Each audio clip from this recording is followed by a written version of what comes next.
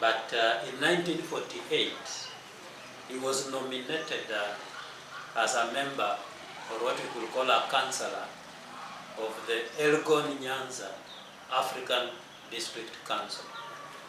And the person who nominated him was the district officer by then, Mr. Okwiri, after looking at his exemplary leadership in business. And upon his nomination, of course, the then leadership administration, local administration, led by Chief Sudi Namachanja, they endorsed and supported that nomination, and therefore he was a nominated councillor, so to say, from 1948. And by that time, the chairman of the local Elgon Nyanza African District Council was Mr. Pascal Mabwana, whom then my father worked with. And during the same year, that is 1948, of course, he continued in business still. He bought a plot within the CBD of the current Bungoma town, and he built a shop. So he was doing both leadership, political leadership, and business or entrepreneurship still. And as a business person and a political leader, he said he used to bank his money in the South African Bank, which by then was located in Kakamega. Now, because of his good reputation as an entrepreneur, many locals within Bungoma and Bungoma town, they were able to learn from him. People like Mzee Haoya and others, they learned from him. In fact, Mzee Haoya was able to obtain a plot just next to him, currently where the first Katia supermarket is. That was a plot belonging to Mzee Haoya. And according to him, no poor African was allowed to own or develop a plot or to develop a plot within the Bungoma CBD at that particular time. So the colonialists and the administration at that time were able to look at the African or the person who was doing well in entrepreneurship to allow him to own a shop within the Bungoma town. At one time, when Bungoma town grew, he said that the Asians conspired to want to take away his shop from him. That was in the 1960s. But when Mzee Jomo Kenyatta, the then president, visited Bungoma, Mzee was able to tell, to inform the president about that threat. And Mzee Jomo Kenyatta gave a warning to the Asians and any other community who are intended to take away his plot or any other African's plot within the CBD. And therefore they were warned, and my father was able to retain that particular shop within town. But in terms of leadership again, you know, he served for 15 years as a member of the African District Council, the ADC.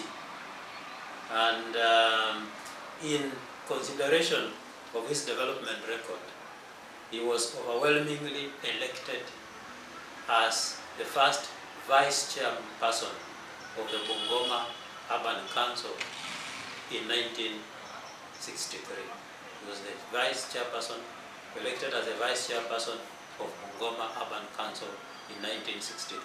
The chairperson was somebody called Tessia, and Tessia was advantaged because he was able to speak English fluently. But my father could not speak fluent English, and that's why he said they were settled for him for the vice chairperson. Otherwise, he could be the chairperson. There is a Tessia bakery with bread coming from, I don't know, is it Bungoma? Is it that? Could that be the same Tessia? No. No. Okay. Yeah, Mr. Tessia was a Tanzanian settler. He was an immigrant from Tanzania who had settled in Bungoma and learned quite some Kiswahili and English, and that's why he was elected as the chairman of Bungoma Urban Council in 1963, my father being his vice. And so there were, of course, when Tesia was elected as the chairperson of Bungoma Urban Council, the locals protested. Actually, they wanted my father to be the chairperson. But the credentials at that time were that one should be able to speak fluent English and Kiswahili. So my father could speak some English and some Kiswahili, but not as fluently as Mr. Tesia. Then after serving for 10 years as a vice chairperson of the Bungoma Urban Council, he resigned in the year 1973. And after resigning as the vice chairperson, he was elected as the chairperson of the finance committee of the council in the same year of 1973. But in 1974, he resigned, he retired from politics and went back to concentrate on farming. Back at home, he did quite some farming, maize farming, a lot of maize. He used to plant a lot of maize, and he still continued with his dairy business at that particular time, up to until the time he became a little bit weak.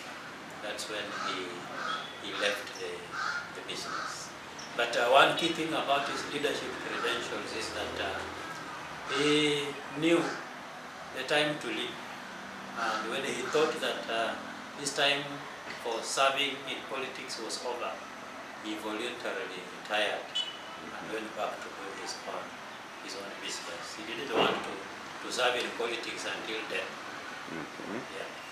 Now, many people at that time in his positions, when now independence came, they rushed to get in the settlement schemes. They left their original farms, ancestral farms, and did it also happen to you, to him, or where he was born is where he maintained until his death?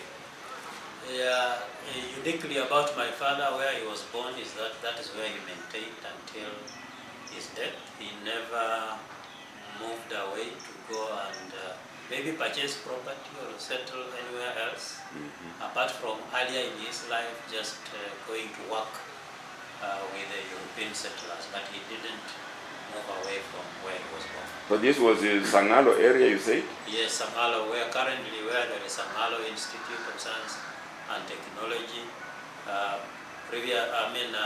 next to the current Bungoma showground. That is where my father was born. My dear have participated in donating land for that institute, or because close to the institute?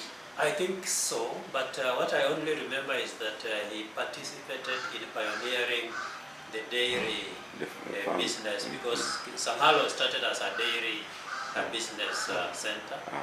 That is in the 1930s. And so he was a key person in pioneering dairy business within Sangalo.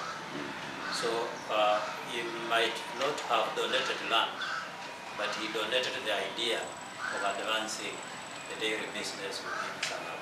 Now, in your interactions with your father, how many similar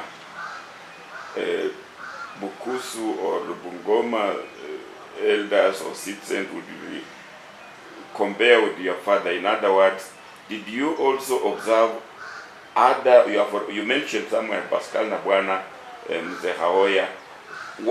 Who are the other pioneering leaders and entrepreneurs that you can remember, so that we keep record of these our pioneers? In my interaction with my father, he used to mention quite a number of leaders and I believe entrepreneurs during his time. Of course, he mentioned Mzee Jestmoa Webi. He used to mention him a lot. He used to mention Mzee Osianju from Kibabi, and I think they worked with him very closely. Mzee Haoya from around Bungoma town. He used to mention that must be the father to one of the former MPs. Yes, yes. Haoya. Haoya, yes. Yeah, he used to mention some chiefs and administrators at that time, including Jonathan Barasa from Silesia, and of course, most importantly, and the person he worked with very closely, that is Pascal Nabwana from Kimilili, and a few others, maybe some I might have forgotten, but at least the ones I can remember most prominently is Nabwana, Webi, Barasa, Osianju, and a few others. Okay. Thank you very much. We are talking about leadership here, and there is even a big, some debate now that you have to go to university to be a good leader. You must have a university degree to be an MP, an MCA. What is your personal view of leadership and education?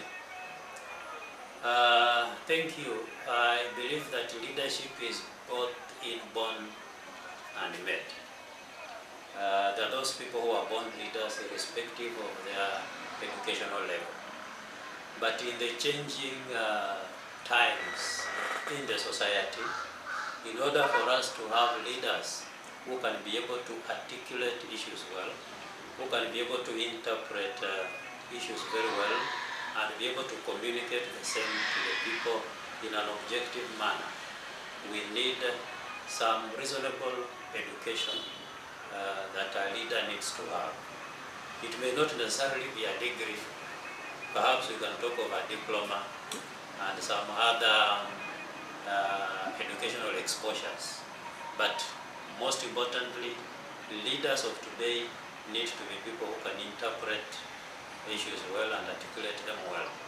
I have seen very many leaders who have not gone to school, but they are performing well.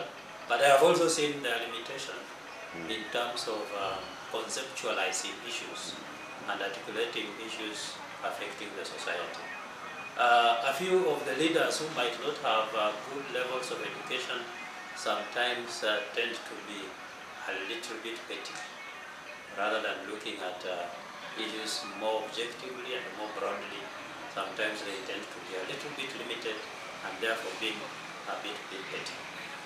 Good, thank you. We have been talking to the manager of Kimilili Municipality, who has a rich background in terms of upbringing, who has lived, whose father was a pioneer entrepreneur in the region, leader in the region, and therefore it may not be for nothing that he's also in a leadership, sitting in a leadership chair.